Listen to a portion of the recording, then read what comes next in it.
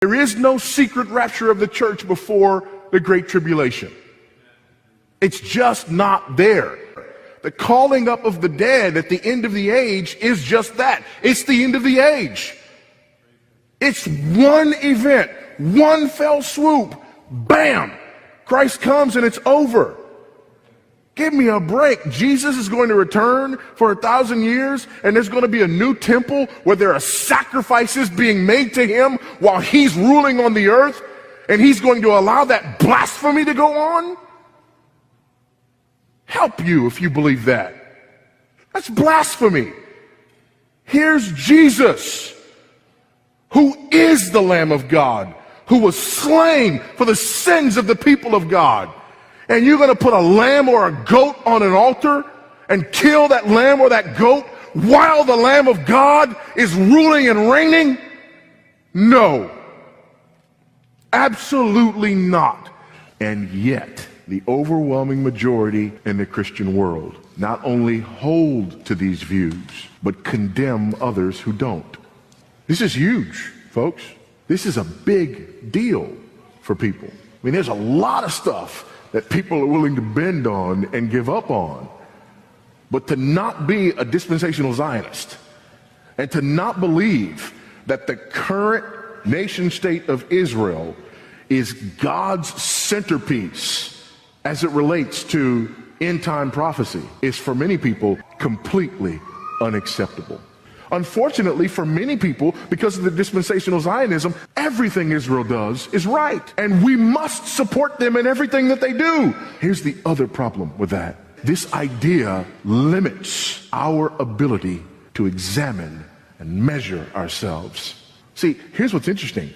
I can be as much of an enemy of God as anyone else, having accepted this mark of the beast, worshiping at the altar of the beast and this world system, and at the same time hold on to this idea that this world system has to accept Israel as a geopolitical entity so that I'm not on the wrong side of the war. If it's only about being on the side of Israel in geopolitical matters, they can do things that are ungodly, and by supporting those things that are ungodly, I'm an enemy of God.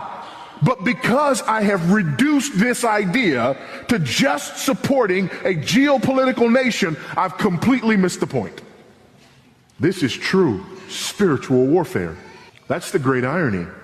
If we're not careful, and we're watching the newspaper, and we're watching what happens in the Middle East and trying to figure out what's going on with Syria, what's going on with Iraq, what's going on with China, what's going on with Russia, what's going on with Saudi Arabia, what's going on with Egypt, what's going on with fill in the blank. And while we're looking at it, this war is going on right under our noses.